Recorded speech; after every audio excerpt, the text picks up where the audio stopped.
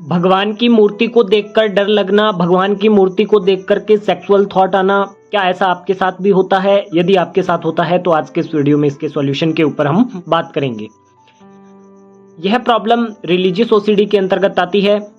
जितने भी लोग रिलीजियस ओसीडी से सफरिंग करते हैं, आमतौर पर यह प्रॉब्लम उनकी रहती है कि यदि वह पूजा करेंगे या मंदिर के आगे से गुजरेंगे तो उन्हें उस मूर्ति से डर लगेगा कि जाने अनजाने में हमारे से कोई गलती ना हो गई है, या हमें कोई सज़ा तो नहीं मिलेगी, या मैं मन्नत मांग लूँ या चढ़ावा चढ़ा लूँ, या 3 बार जा कर के माथा टेक करके आऊँ, या 3 बार उसको ज़मीन को चूमूँ, या इस तरीके की बहुत सारी ऐसी उनकी एक्टिविटी रहती है। या बहुत सारे लोगों को होता है कि पूजा पाठ करते वक्त सेक्सुअल थॉट आता है, या मूर्ति को देख करके सेक्सुअल विचार आते हैं देवी माँ के प्रति। इधर से देवी माँ का थॉट आएगा, उधर से उनको पेनिस का ऐसा कुछ दिखाई देना, या फिर उनको कोई सीमन का विचार आएगा। इस तरीके से बहुत सारी प्रॉब्लम इसके अंतर्गत चलती है। तो इस सब को हम रिलीजियस ओसीडी के अंतर्गत समझते हैं। अब भगवान की पूजा करते वक्त या फिर मूर्ति के आगे जाते वक्त हमें सेक्सुअल थॉट क्यों आते हैं? क्योंकि जाने अनजाने में हमने अपने अवचेतन में कुछ दमित इच्छाएं हैं जिनको हमने दबा करके रखा हुआ है, और वह वक्त के साथ साथ फूट करके बाहर निकल रही है। दूसरा, इसके अंदर हमें यह समझना पड़ेगा कि वक्त के साथ साथ हमारे माइंड की कंडीशनिंग किस तरीके से की गई है, और हमारी जो धारणाएं बनी है भगवान के प्रति, मूर्ति के प्रति, या समाज ने जो हमारे ऊपर लादा है विचार को, वह हमारी धारणाओं के रूप में बन करके बाहर निकल रहा है। और उसी का यह प्रकोप है जो हमें मूर्ति को देख करके सेक्सुअल थॉट आना, या मूर्ति को देख करके डर लगना, XYZ जो भी क्राइटेरिया बन रहा है, यह सब उसकी देन है। तो जब आप किसी साइकोलॉजिस्ट काउंसलर के साथ जुड़ते हो तो आपका केस हिस्ट्री होता है, तो उसके अंतर्गत केस हिस्ट्री में यह चीज़ को फाइंड आउट किया जाता है।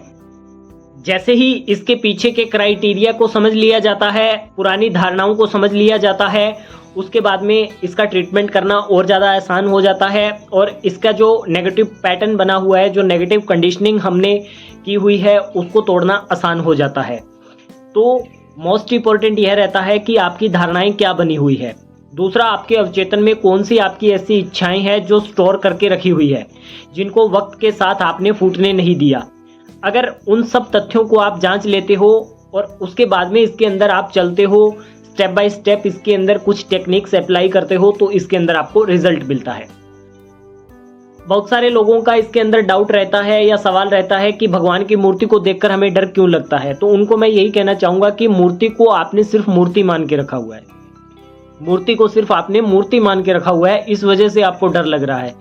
अगर मूर्ति के अंदर भगवान बसते हैं या एक्चुअल में भगवान नहीं बसते, यह बात अगर आपकी क्लियर है, तब तो आपको इसमें किसी तरीके की कोई प्रॉब्लम नहीं होगी। अगर इन सब बातों को आप समझ लेते हो और इसके अंदर समझ करके कुछ एक्शन लेते हो, तो आपको 100% रिजल्ट मिलता है। इसके अंदर मैं आपको एक पर्सनली सजेशन देना चाहता हूं कि जितने लोग भी रिलीजियस ओसीडी से सफरिंग कर रहे हैं, इस तरीके के किसी भी जंजाल में फंसे हुए हैं, तो उन्हें किसी एक्सपर्ट के गाइडेंस में प्रैक्टिस करना चाहिए। वह आपका विद प्रूफ ये डाउट क्लियर करते हैं, क्योंकि जितने लोग हमारे साथ जुड़ते हैं तो हम तो उनको प्रमाणित करते हैं, ये चीज़ को प्रूफ दिया जाता है। जब तक प्रूफ नहीं दिया जाएगा तब तक एक के बाद एक सवाल इसके अंदर जुड़ता रहेगा। तो विद प्रूफ वह लोग आपको इसके अंदर क्लियर करके देते हैं। इसलिए मैं बोलता हूं कि एक्सपर्ट के गाइडेंस में प्रैक्टिस करना जरूरी है।